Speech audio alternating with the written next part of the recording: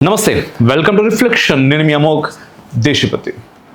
ఈ వీడియో మీకు నచ్చితే లైక్ చేయరు, షేర్ చేయరు, కామెంట్ల రూపంలో మీ అభిప్రాయాలను తప్పకుండా తెలియజేయండి. అండ్ ప్రీవియస్ బెంగాల్ వీడియో పోతున్నది, అయితే ఒక కామెంట్ వచ్చింది. ఆ కామెంట్ చూసి నవ్వొచ్చింది. ఆ కామెంట్ మీతో పంచుకోవాలనిపిస్తుంది. ఎందుకంటే అదేం లేదు, ఒక 45K వ్యూస్ వచ్చింది ఆ వీడియో. గతంలో లక్షల్లో మిలియన్స్లో కూడా వీడియోలు పోయినాయి. ఈ మధ్యకాలంలో మన ఛానల్ పైన పడుతున్నటువంటి కాపీరైట్ ఏం లేదు, అదే చాలామంది కొడతా ఉంటారు కదా రిపోర్ట్లు, దాంతో ఎక్కువ రీచ్ ఉండలేదు. 45K వ్యూస్ వచ్చినాయని చెప్పేసి, అన్న మన పొలంలో మొలకలు వచ్చినాయని చెప్పేసి పెట్టిర్రు ఒకళ్ళు. వచ్చినాయి అబ్బా మొలకలు, మరి మొలకలు చెట్లు కావాలి, దాని నుంచి పండ్లు రావాలి. పనికొచ్చే వీడియోలు కదా, 10 మందికి షేర్ చేస్తే బాగుంటుంది అనేది అభిప్రాయం అంతే. కోట్లాది మంది భక్తుల ఆరాధ్య దైవం, అష్టాదశ శక్తిపీఠాలలో వెలుగొందుతున్నటువంటి ఒక దివ్య క్షేత్రం జమ్మూ కాశ్మీర్లోని వైష్ణోదేవి ఆలయం.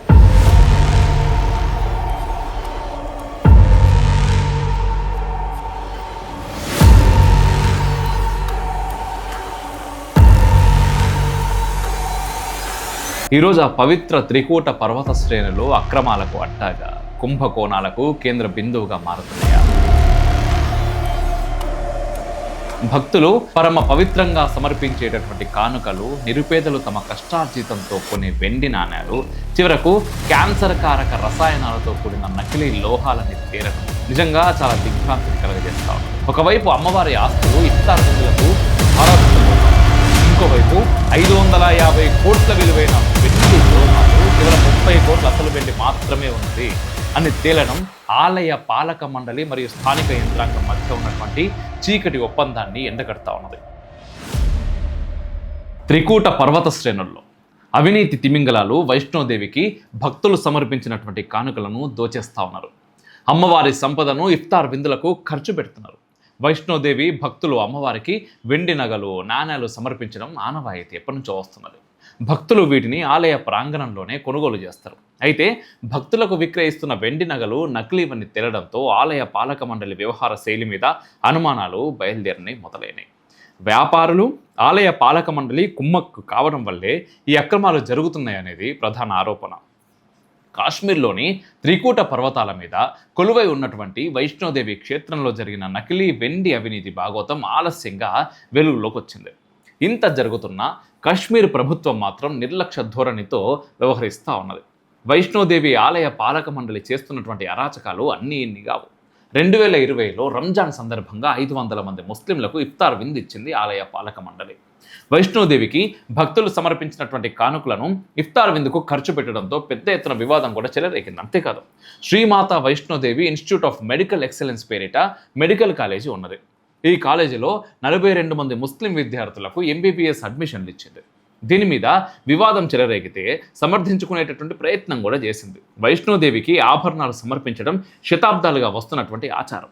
కొంతమంది బంగారంతో చేసిన నగలను కానుకలుగా సమర్పిస్తారు. ఈ యొక్క ఆచారాన్ని ఆసరా చేసుకొని వ్యాపారులు మోసానికి తెరలేపారు. విష రసాయనాలు పూసినటువంటి నకిలీ ఆభరణాలను వెండి నగలుగా నమ్మించి ఏళ్లుగా అమ్మకాలు కొనసాగిస్తూ ఉన్నారు. ఎకనామిక్ టైమ్స్ పత్రిక వైష్ణోదేవి ఆలయంలో జరుగుతున్నటువంటి ఈ అవినీతి భాగోతాన్ని బయటపెట్టింది. అమ్మవారికి భక్తులు సమర్పించిన 70 కిలోల వెండిని కరిగిస్తే అందులో కేవలం 3 కేజీల వెండి మాత్రమే తేలింది. అంటే 67 కిలోల లోహానికి రసాయనాలు పోసి వెండిగా నమ్మించారని తేలడంతో ప్రభుత్వ మింట్ కాంపౌండ్ అధికారులు నోరెళ్లబెట్టారు. భక్తులు సమర్పించినటువంటి 550 కోట్ల రూపాయల విలువ చేసే వెండిలో కేవలం 30 కోట్ల విలువైన అసలు వెండి తేలింది. అంటే దాదాపు 520 కోట్ల నాసిరకం లోహాన్ని అప్రైజర్లు గుర్తించారు. విషపూరితమైన లోహాలను, రసాయనాలను వాడినట్టు తర్వాతి పరిశోధనలో తేలింది. అమ్మవారి సన్నిధిలో నకిలీ వెండి కుంభకోణం ఎట్ట బయటపడ్డది? ఏటా భక్తులు సమర్పించేటటువంటి వెండి ఆభరణాలను కరిగించి భద్రపరచడం కోసం ఆలయ అధికారులు ప్రభుత్వ మింట్ కాంపౌండ్కు తరలిస్తారు. ఈ ఏడాది కూడా వైష్ణోదేవి దేవస్థానం బోర్డు 20 టన్నుల వెండిని మింట్ కార్యాలయానికి తరలించింది. 20 టన్నుల వెండి నగలను కరిగించినప్పుడు అందులో కేవలం 5 నుంచి 6% మాత్రమే అసలు వెండి ఉండటంతో అధికారులు కంగు తిన్నారు. ఇనుము, కాండిమియం లోహాలకు వెండి రంగు అద్దినట్టు అధికారుల పరీక్షల్లో తేలింది. కిలో వెండి ప్రస్తుతం 2,75,000 పలుకుతున్నది. కాండిమియం కిలోకు 4 నుంచి 500 రూపాయల విలువ చేస్తూ ఉన్నది. భక్తుల ముక్కుపిండి వెండి ఖరీదును వసూలు చేసే వ్యాపారులు కారు చౌక లోహాలతో తయారు చేసిన నగలను వెండిగా భ్రమింపజేసి అమ్మకాలు కొనసాగిస్తూ ఉన్నారు. వైష్ణోదేవి దేవస్థానానికి ప్రతి ఏటా రమారమి దాదాపుగా 550 కోట్ల విలువైన వెండి నగలు భక్తుల నుంచి కానుకలుగా వస్తాయి. గతంలో మింట్ కాంపౌండ్కు తరలించే అధికారిక ఏర్పాటు ఉండేది కాదు. దీంతో ఆలయ ప్రాంగణంలో వ్యాపారుల అక్రమాలు బయటపడేవి కాదు. ఈ మధ్య కాలంలో కేంద్రం కొత్త నిర్ణయాన్ని తీసుకున్నది. రాష్ట్ర ప్రభుత్వానికి సూచనలు చేసింది. అమ్మవారికి భక్తులు కానుకలుగా ఇచ్చే నగలను మింట్ కాంపౌండ్కు అప్పగించి కరిగించి భద్రపరచాలని ఆదేశించింది. దీంతో దేవస్థాన పాలక మండలి, ఆలయ ప్రాంగణంలోని వ్యాపారులు కుమ్మక్కు బయటపడ్డారు. 550 కోట్ల రూపాయల విలువ చేసే కానుకలను కరిగిస్తే కేవలం 30 కోట్ల విలువైన అసలు వెండి బయటపడ్డది. దీంతో మింట్ అధికారులు రాష్ట్ర ప్రభుత్వానికి ప్రత్యేక నివేదికను పంపారు. తొలి దశలో 70 కేజీల వెండి ఆభరణాలను కరిగించేందుకు పంపగా అందులో కేవలం 3 కేజీల అసలు వెండి తేలింది. అసలు వెండిని ఇతర లోహాలను వేరు చేయడానికి మింట్ అధికారులకు సుమారు 3 నెలల వ్యవధి పట్టింది. కాండిమియం లోహాన్ని భారతీయ ప్రమాణాల సంస్థ, బ్యూరో ఆఫ్ ఇండియన్ స్టాండర్డ్స్ సంస్థ నిషేధించింది కూడా. ఎలాంటి ఉపకరణాల్లో కాండిమియంను వాడకూడదని గతంలోనే ఆదేశాలు కూడా జారీ చేసింది. కాండిమియంలో అత్యంత ప్రమాదకరమైనది, క్యాన్సర్ కారక కార్సినోజెనిక్ ఉంటుందని పరిశోధనలు కూడా తేల్చినాయి. తొలి దశలో కరిగించినప్పుడే కాండిమియం ఉందని తేలడంతో మింట్ అధికారులు మలి దశలో ఆలయ పాలక మండలి పంపిన వెండిని కరిగించేందుకు నిరాకరించారు కూడా.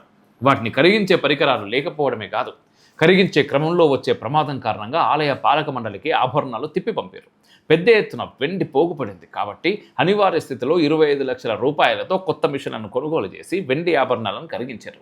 నకిలీ వెండి ఆభరణాలను కరిగించే క్రమంలో ఏర్పడే కాలుష్యం వాతావరణాన్ని, నీటిని కూడా కాలుష్యం చేస్తుంది. వైష్ణోదేవి ఆలయంలో జరుగుతున్న ఈ అవినీతి అక్రమాల గురించి మింట్ అధికారులు పదే పదే ప్రభుత్వానికి నివేదికలు పంపినా ఫలితం మాత్రం శూన్యం. గతేడాది దేవస్థాన పాలక మండలి అధికారి మనోజ్ సిన్హాకు అనేక ఉత్తరాలు రాసినా చర్యలు తీసుకోలేదు. దేశ విదేశాల నుంచి వైష్ణోదేవిని దర్శించుకోవడానికి వచ్చిన వారు ఎంతో భక్తితో అమ్మవారికి నగలు, ఇతర వస్తువులు కానుకలుగా ఇస్తూ ఉంటే వాటిలో కల్తీ చేసి అమ్మడం దారుణం అంటున్నారు భక్తులు. తమ అమ్మవారికి సమర్పిస్తున్నటువంటి కానుకల్లో ప్రమాదకరమైన లోహాలు ఉన్నాయని వారికి తెలియకపోవడం విషాదం అంటారు. ఆలయ ప్రాంగణంలో వెండి నగలు, ఇతర వస్తువుల అమ్మకాన్ని వెంటనే నిషేధించాలని మింట్ అధికారులు ప్రభుత్వానికి నివేదికలు పంపినా కూడా ఫలితం లేకుండా పోయింది. కాండిమియం వెండిని పోలి ఉండటంతో సాధారణ భక్తులకు వాటిని పోల్చుకోవడం, గుర్తించడం దాదాపు అసాధ్యం. దేశంలో ఇతర ఆలయాల్లో ఎక్కడా ఇటువంటి సమస్య తలెత్తలేదు. ఆలయ ప్రాంగణంలో ఏటా సుమారు 500 కోట్ల వ్యాపారం జరుగుతున్నది. ఇందులో సింహభాగం వెండి నగలు, నాణాలదే కావడంతో భక్తులు ఏ స్థాయిలో మోసపోతున్నారో మనం అర్థం చేసుకోవచ్చు. ఇదంతా ఒక ఎత్తు అయితే, వైష్ణోదేవి ఆలయ నిధులతో ముస్లింలకు ఇఫ్తార్ విందివ్వడం బాధ్యత రాహిత్యానికి పరాకాష్ట. 2020లో కోవిడ్ సమయంలో ఆశీర్వాద్ భవన్లో 500 మంది ముస్లింలను క్వారంటైన్ చేశారు. ఈ 500 మంది ముస్లింలకు దేవస్థానం బోర్డు అధికారులు ఇఫ్తార్ విందు భోజనం పంపారు. శ్రీమాత వైష్ణోదేవి పుణ్యక్షేత్ర బోర్డు చట్టానికి విరుద్ధంగా ఇతర మతాల వారికి ఆలయ నిధులతో విందు భోజనాలు ఏర్పాటు చేశారు. దీనిపై వివాదం చెలరేగింది. హైకోర్టులో పిటిషన్లు దాఖలైనాయి. దీని మీద హైకోర్టు ఆలయ బోర్డును వివరణ అడిగింది. వైష్ణోదేవి ఆలయ నిధులతో నడిచే Srimata Vaishno Devi institute of medical excellence కాలేజీలో నిబంధనలకు విరుద్ధంగా 42 మంది ముస్లిం విద్యార్థులకు ఎంబీబీఎస్ సీట్లు కేటాయించింది. మనం మాట్లాడుకున్నాం దీని గురించి. దీన్ని కూడా రాష్ట్ర ప్రభుత్వం సమర్థించుకున్నది. జాతీయ మెడికల్ కౌన్సిల్కు ఫిర్యాదు చేస్తే చివరికి 42 మంది ముస్లిం విద్యార్థులకు ఇతర కాలేజీల్లో సీట్లు కేటాయించింది. అష్టాదశ శక్తిపీఠాల్లో అత్యంత శక్తివంతమైన దేవాలయం వైష్ణోదేవి ఆలయం. అలాంటి చోట ఇంతటి దురాఘాతాలు జరుగుతూ ఉంటే ప్రభుత్వాలు ఎటువంటి చర్యలు తీసుకోకపోవడం దురదృష్టకరం. వైష్ణోదేవి క్షేత్రం అనేటటువంటిది కేవలం ఒక పర్యాటక ప్రాంతం కాదు, అది కోట్లాది మంది హిందువుల నమ్మకం. కానీ భక్తులు అమ్మవారికి సమర్పించే ప్రతి కానుక వెనుక ఒక స్వచ్ఛమైన మొక్కు ఉంటుంది. ఆ మొక్కును నకిలీ వెండితో, విషపూరిత రసాయనాలతో అపహాస్యం చేయడం అనేది అక్షరాల క్షమించరాని అపరాధం. ప్రభుత్వ మింట్ నివేదికలు అరటిపండు ఒలిచినట్టు నిజాలను సాక్ష్యాలతో సహా బయటపెట్టిన పాలక మండలి మౌనం వహించడం, నిధులను ఇతర మతపరమైన కార్యక్రమాలకు మళ్లించడం చూస్తూ ఉంటే వ్యవస్థ ఎంతలా కుళ్ళిపోతున్నదో మనకు అర్థమవుతున్నది. దైవ సంపద దోపిడీకి గురవుతుంటే ధర్మం మౌనంగా ఉండకూడదు. వ్యాపారుల ధనదాహం, అధికారుల నిర్లక్ష్యం కలగలిసి ఒక పవిత్ర క్షేత్రం మీద మాయని మచ్చను వేస్తూ ఉన్నాయి. ఈ 520 కోట్ల రూపాయల భారీ కుంభకోణం మీద సమగ్ర విచారణ జరగాలి. అటు విషపూరిత నగలను విక్రయిస్తున్న ముఠాలను, ఇటు అమ్మవారి నిధులను దుర్వినియోగం చేస్తున్నటువంటి అధికారులను కఠినంగా శిక్షించాల్సినటువంటి బాధ్యత కేంద్ర రాష్ట్ర ప్రభుత్వాల మీద ఉన్నది. భక్తుల విశ్వాసంతో ఆటలాడుకునే ఈ అవినీతి తిమింగలాల ఆట కట్టించకపోతే భవిష్యత్తులో ఈ పుణ్యక్షేత్రాల పవిత్రత ప్రశ్నార్థకంగా మారుతుంది. ధర్మాన్ని కాపాడాల్సినటువంటి వారే భక్షకులుగా మారితే ఆ తల్లి కన్నెర చేయడం ఖాయం. ఇది కేవలం ఒక దేవాలయంలో మాత్రమే బయటపడ్డది. ఇటువంటి క్షేత్రాలు ఎన్ని ఈ భారతదేశంలో?